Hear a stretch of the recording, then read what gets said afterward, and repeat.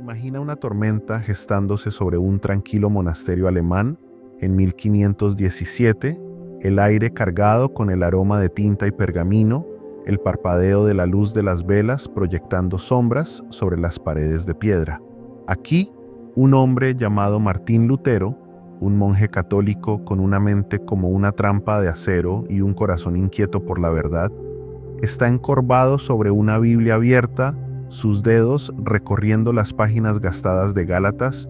Esto no es solo un libro para él, es un cable vivo, crepitando con una verdad que está a punto de incendiar el mundo.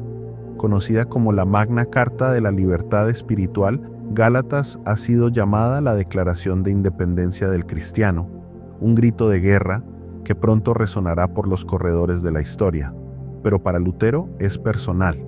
La epístola a los Gálatas es mi epístola, declara, su voz temblando de convicción. A ella estoy, por así decirlo, casado. Gálatas es mi Catalina. No está solo siendo poético. Catalina Bombora, la enérgica monja con la que más tarde se casaría, se convierte en el símbolo de carne y hueso de esta unión espiritual. Mientras estudia las palabras de Pablo, el mundo de Lutero se tambalea. Durante años había estado encadenado por la maquinaria asfixiante del catolicismo romano, rituales interminables, indulgencias vendidas como baratijas baratas, una salvación que parecía una deuda que nunca podría pagar. Pero aquí, en Gálatas, encuentra un evangelio que no exige, entrega, salvación por la gracia mediante la fe sola, un relámpago que parte su vieja vida en dos. Imagina la escena, la pluma de Lutero rasga furiosamente mientras lucha con el texto, su frente fruncida, su alma en juicio. No está solo leyendo, está siendo rehecho. Es el año 1517 y el mundo occidental yace bajo una sombra de 1000 años, una niebla espiritual tejida por una iglesia que ha retorcido el evangelio en un laberinto de obras y penitencias. Lutero conoce las apuestas, ha visto a campesinos aplastados por la culpa, sacerdotes vendiendo el perdón por lucro y un sistema que ha enterrado la luz de Cristo bajo capas de invenciones humanas. Pero Gálatas lo atraviesa todo como una espada. No es coincidencia que este año, mientras estamos en 2025 mirando hacia atrás más de 500 años, celebremos el nacimiento estruendoso de la Reforma, un movimiento encendido por este mismo libro. El encuentro de Lutero con Gálatas no solo lo salva, se convierte en una antorcha. Su comentario sobre la epístola, nacido de noches sin dormir, y una revelación profunda en el alma, emerge como el manifiesto de la Reforma protestante. Las palabras fluyen de él como un río rompiendo una presa, inundando Europa con un mensaje que rompe cadenas. Eres libre, no por lo que haces, sino por lo que Cristo ha hecho. La transformación de Lutero no es un asunto silencioso, es un cambio sísmico que se extiende hacia afuera, sacudiendo los cimientos de un imperio corrupto. Es un jabalí salvaje, dicen, desgarrando el viñedo del Señor, desarraigando siglos de error. Una vez monje atado por reglas, ahora es un rebelde con una causa, aferrando Gálatas como un escudo. El libro se convierte en su latido, su ritmo pulsando a través de cada sermón, cada clavo que martilla en la puerta de Wittenberg. ¿Y por qué? Porque Gálatas no es solo teología, es liberación. Es la historia de un Dios que no negocia por almas, sino que las compra directamente con su propia sangre. Para Lutero, esto es redención personal y revolución cósmica en uno. Mientras está de pie en el resplandor de esa verdad, ve un mundo desesperado por la misma liberación, un mundo gimiendo bajo la esclavitud, no solo al pecado, sino a una religión que ha olvidado a su propio Salvador. Aquí es donde la historia da un giro, donde el despertar privado del monje se convierte en un levantamiento público, porque si Gálatas pudo liberar a Lutero de sus cadenas, ¿qué podría hacer por el resto de nosotros? Esa pregunta persiste, atrayéndonos hacia el corazón de la carta de Pablo. Una carta que promete libertad no como un sueño, sino como una realidad. esperando irrumpir a través de la oscuridad como el amanecer. Lutero se alzaba en el resplandor de la verdad de Gálatas, un monje liberado de sus cadenas, aferrando un evangelio que prometía libertad, no del tipo que se negocia en los patios de las iglesias o se gana con penitencias empapadas de sudor, sino una libertad tan profunda que reescribía el alma humana. Esa promesa late a través de Gálatas como un corazón, resonando fuerte y claro en sus 6 breves capítulos. Abre el libro y tropezarás con las palabras esclavitud o libertad casi 20 veces, un tamborileo implacable que declara que esto no es solo una carta, es un manifiesto. Libertad del dominio del pecado, del martillo del juicio, de las fauces abiertas, del infierno mismo. Es un grito de guerra que atravesó la Reforma, una antorcha que Lutero llevó a un mundo envuelto en tinieblas. Imagina Europa entonces, un vasto tapiz medieval, tejido con catedrales y cruzadas, pero podrido bajo 1000 años de cautiverio espiritual. El sistema romano había convertido la fe en una prisión, muros construidos de reglas, puertas cerradas con culpa, llaves vendidas por monedas. Los sacerdotes colgaban la salvación como una zanahoria frente a un burro, siempre fuera de alcance a menos que pagaras el peaje. En esa noche asfixiante, Gálatas rugió: Cristo te ha liberado, no una sugerencia, no una transacción, un hecho consumado, firmado con sangre en una cruz. Pero sal de la sombra de Lutero y entra en nuestras propias calles, el 2025 zumbando con neón y ruido, y ese grito por la libertad aún resuena, aunque se ha transformado en algo más. Hoy adoramos en el altar de la libertad personal, un Dios brillante que hemos forjado nosotros mismos. Libertad, decimos, es hacer lo que quiero, cuando quiero, como quiero, desplazándonos por feeds infinitos, persiguiendo cada capricho, silenciando a quien se atreva a disentir. Es un himno proclamado desde azoteas y TikToks, sin reglas, sin restricciones, sin absolutos. Somos libres de amar a quien elegimos, libres de decir nuestra verdad, libres de ahogar el ruido que no nos gusta, pero quita el brillo y es una cáscara vacía. La voz de MacArthur corta el estruendo. Eso no es libertad, es un espejismo. Sin Cristo no estamos liberados, estamos encadenados al pecado, eligiendo nuestro veneno como compradores en un buffet. La culpa nos carcome en las horas silenciosas, el miedo a la muerte titubea en la oscuridad y el espectro del juicio se cierne como una nube tormentosa que fingimos no ver. La Biblia lo llama esclavitud, simple y llanamente, libertad para elegir a tu amo, pero nunca para romper la correa. Jesús mismo irrumpe en este caos en Juan 8:32, sus palabras afiladas como una espada: conoceréis la verdad y la verdad os hará libres. Gálatas nos entrega esa verdad no como un cliché, sino como un salvavidas. Piénsalo, hace 1000 años el mundo occidental se tambaleaba bajo una religión que prometía paz pero entregaba grilletes, hasta que Gálatas rompió el amanecer. Hoy nos tambaleamos bajo una cultura que promete libertad pero entrega caos, hasta que Gálatas rompe el amanecer de nuevo. Es la misma historia con disfraces diferentes. En aquel entonces la esclavitud vestía sotana, ahora lleva un hashtag. Lutero lo vio, un sistema tan retorcido que escondía a Cristo tras una cortina de obras y derribó esa cortina. Pero nosotros hemos tejido una nueva hilo por hilo, convenciéndonos de que cortar lazos con la moralidad, la autoridad y el propio Dios es el camino hacia la libertad. Gálatas discrepa. No se trata de escapar de las reglas, se trata de escapar de la prisión del yo. La verdadera libertad no es la ausencia de cadenas, es la presencia de Cristo, aquel que las rompe con un susurro. Y oh, cuánto necesitamos ese susurro ahora, en un mundo que grita mentiras y está hambriento de paz. Aquí es donde la historia se inclina hacia un hombre llamado Pablo, el improbable heraldo de esta libertad, un hombre que no solo la predicó, sino que la vivió, con sus propias cadenas rotas en un camino polvoriento hacia Damasco. Su voz, cruda y urgente, aún nos llama: sacándonos del estudio iluminado por antorchas de Lutero hacia la luz cegadora de un encuentro divino. El grito por la libertad no comenzó con Lutero. Nació siglos antes en un camino abrazado por el sol hacia Damasco, donde un hombre llamado Saulo marchaba con el asesinato corriendo por sus venas.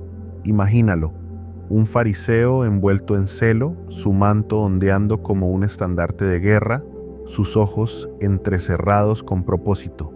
No es solo un crítico de este nuevo camino cristiano, es su verdugo, un cazador acechando a su presa. Hechos 9 despliega la escena. Saulo, recién salido de las calles manchadas de sangre de Jerusalén, donde había sostenido las capas de los asesinos de Esteban, ahora avanza hacia Damasco, con pergaminos de autoridad bajo el brazo, listo para atar a cualquiera que se atreviera a susurrar el nombre de Jesús. Su aliento exhala amenazas, su corazón es un horno de furia justa, es un hombre con una misión, convencido de ser el martillo de Dios contra la herejía. Entonces, en un latido, el cielo se desgarró. Una luz cegadora, sobrenatural, lo arrojó al polvo, su mundo tragado por el resplandor. Una voz retumbó: «Saulo, Saulo, ¿por qué me persigues?». Temblando, jadeó: «¿Quién eres, Señor?». La respuesta cortó más profundo que cualquier espada: «Soy Jesús, a quien tú persigues». En ese momento, el cazador se convirtió en la presa, atrapado por una verdad que no podía escapar.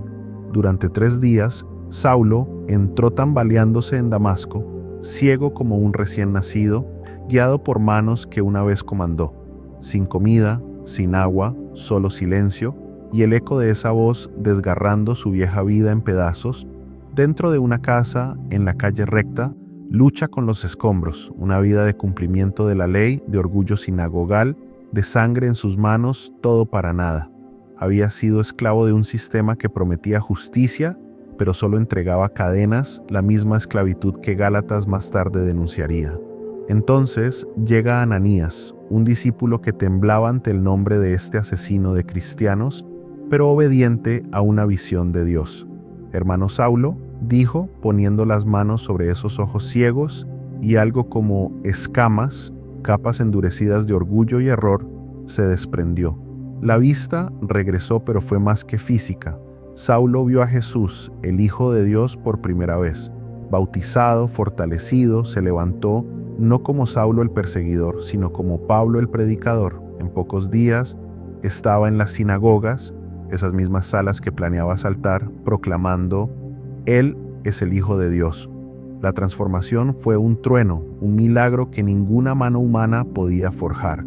Un legalista que había aplastado almas bajo el peso de las reglas, ahora se erguía como heraldo de la libertad, sus cadenas destrozadas por aquel a quien había despreciado.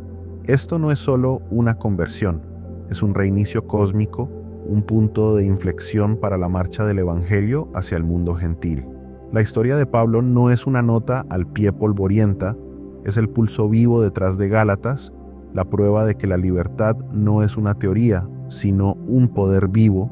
Había sido prisionero de su propia creación, un fariseo tan celoso que superaba a sus pares, como confiesa en Gálatas 1:14, estaba avanzando en el judaísmo más allá de muchos de mis contemporáneos, siendo extremadamente celoso por las tradiciones de mis antepasados. Sin embargo, ese celo lo había cegado, no iluminado. En ese camino, Cristo no solo abrió sus ojos, abrió su alma, entregándole una comisión no de los sacerdotes de Jerusalén, sino del cielo mismo. Siguieron 3 años en el desierto de Arabia, un crisol donde Dios forjó el evangelio que Pablo llevaría hasta los confines de la tierra. Por eso irrumpe en Gálatas con fuego: Pablo apóstol, no enviado por hombres ni por medio de hombre alguno, sino por Jesucristo y Dios el Padre que lo resucitó de entre los muertos. Su autoridad no es prestada, es divina, grabada en las cicatrices de una vida rehecha, y esa vida, una vez atada a la ley, ahora canta de libertad, una canción que crece hasta una línea penetrante, una suma de todo lo que había aprendido y vivido, lista para romper sobre nosotros como una ola. Pablo emergió del desierto de Arabia, sus ojos aún ardían con la luz de Damasco, su voz ahora, una trompeta para la verdad que había destrozado sus cadenas. Esa verdad encuentra su crescendo en Gálatas 5:1, una línea tan afilada que podría partir piedra. Para libertad nos libertó Cristo. Esto no es solo un versículo, es el latido del corazón de la carta, la destilación de todo lo que Pablo vivió, sangró y predicó. Imagínalo escribiendo esas palabras, sus manos marcadas por cicatrices firmes, su mente retrocediendo al camino donde Jesús lo emboscó con gracia. Había sido esclavo de la ley, carcelero de su propia alma, hasta que Cristo abrió de par en par las puertas de la prisión. Ahora lo grita a los Gálatas, a nosotros: la libertad no es un beneficio de la fe, es el propósito. No la libertad para vagar sin rumbo, no la barata libertad de hacer lo que nos apetezca, sino una liberación más profunda, del dominio del pecado, de los dientes corrosivos de la culpa, de la sombra de la muerte que acecha cada corazón. Es una paradoja que pone el mundo patas arriba. La esclavitud a Cristo es la única verdadera libertad, un yugo tan ligero que nos eleva al cielo. Adéntrate por un momento en las iglesias de Galacia, esas reuniones incipientes que Pablo había plantado, ahora tambaleándose bajo susurros de legalismo. Falsos maestros se colaron, blandiendo las viejas cadenas de obras y rituales, tentando a los creyentes a regresar a la jaula que Cristo había abierto. La tinta de Pablo se derrama como fuego. No os atreváis a volver arrastrándoos a esa celda. Para libertad nos libertó Cristo. Cada palabra un martillazo contra la mentira de que debemos ganar lo que ya es nuestro. Piensa en Lutero, siglos después, encorvado en su estudio, esas mismas cadenas resonando en sus oídos, indulgencias, penitencias, una salvación que podías comprar pero nunca poseer. Gálatas 5:1 también fue su salvavidas, sacándolo del fango de un evangelio enterrado bajo escombros humanos, y aquí estamos, en 2025, un mundo ebrio de su propia versión de libertad, desplazándonos, deslizando, gritando al vacío, pero aún atados. El pecado nos jala como la gravedad, el miedo susurra en la oscuridad y el juicio se cierne como una tormenta que no podemos eludir. El himno de Pablo corta a través de todo. Cristo no murió para ajustar nuestras cadenas, murió para romperlas de una vez por todas. Esta es la canción de los libres, una melodía que crece desde el camino de Pablo hasta la reforma de Lutero y nuestro propio momento fracturado. Es la alegría brotando donde antes reinaba la desesperación, la paz asentándose donde rugía el caos, la esperanza ardiendo donde se arrastraban las sombras. Imagina a un prisionero saliendo a la luz del sol, con las muñecas en carne viva pero sin grilletes, el aire dulce con posibilidades. Esa es la vida cristiana que Pablo pinta. La esclavitud al pecado es la servidumbre disfrazada de elección. La esclavitud a Cristo es la libertad luciendo su verdadero nombre. Un día, incluso la presencia del pecado desaparecerá, pero hasta entonces su poder yace roto, su castigo pagado, su agarre deshecho. Por eso los cristianos cantan de amor, de satisfacción, de un futuro que no termina en cenizas. Cada corazón humano conoce el dolor que Pablo aborda, el peso del mal, el temor a la muerte, el hambre de algo más. Gálatas 5:1 no es solo su mensaje, es nuestro salvavidas, una cuerda lanzada desde el cielo a un mundo que se hunde. Desde las manos temblorosas de un monje hasta los ojos cegados de un fariseo, esta verdad ha viajado, inquebrantable, imparable, aterrizando en nuestro regazo con una pregunta: ¿la tomaremos? Cristo nos ha liberado, no para vagar, sino para vivir plenamente, para siempre, libres,